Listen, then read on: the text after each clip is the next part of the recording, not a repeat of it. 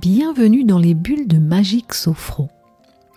Aujourd'hui, je te raconte l'histoire de Paillette la petite licorne, le secret du grand chêne.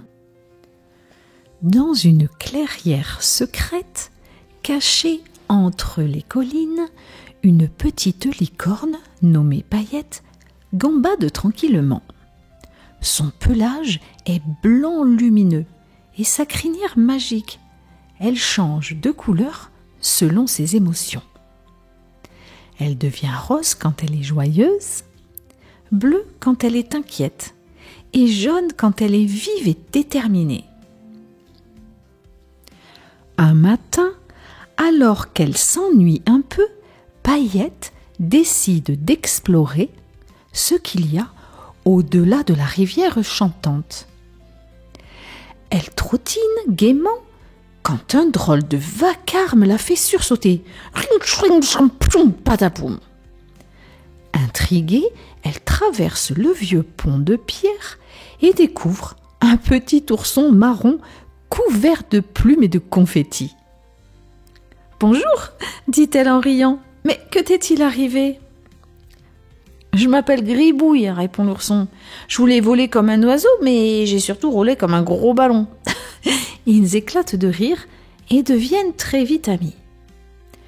Gribouille propose « Viens avec moi, je cherche le grand arbre qui parle. On dit qu'il raconte des histoires jusqu'au coucher du soleil. » Paillette trouve l'idée merveilleuse. Ensemble, ils partent à travers les champs, les forêts, sautent par-dessus des ruisseaux et suivent un papillon bleu qui semble leur montrer le chemin. Au sommet d'une colline, ils le voient enfin. Un grand chêne immense, si grand que ses branches touchent presque les nuages. Ses feuilles chantent doucement dans le vent. Mais tout à coup, en s'approchant de l'arbre, un grondement sourd retentit. Le sol se met à vibrer et des nuages sombres tournent autour du chêne. Gribouille tremble légèrement. « Tu crois que l'arbre est fâché ?» demande-t-il. La crinière de Paillette devient bleue. Tu te souviens ?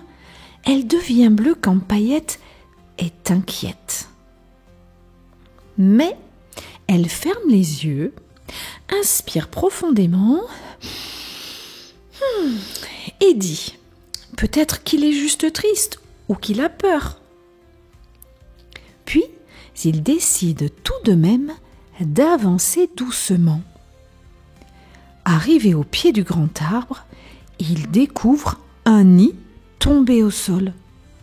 3 petits oisillons tremblent de peur et piaillent dans le nid. Ils semblent perdus. Le grand arbre explique à Paillette et Gribouille, d'une voix douce et un peu triste, que les vents ont emporté le nid et qu'il est malheureux de ne pas pouvoir les aider. Paillette et Gribouille échangent un regard plein de détermination. Paillette s'exclame tout à coup.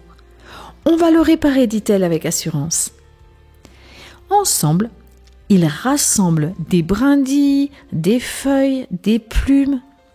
Petit à petit, ils reconstruisent un nid tout neuf, bien chaud, bien douillet et bien solide surtout.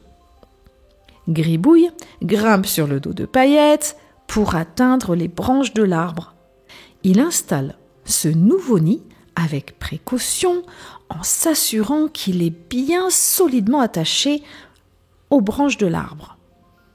Les petits oisillons s'y blottissent en piaillant de joie.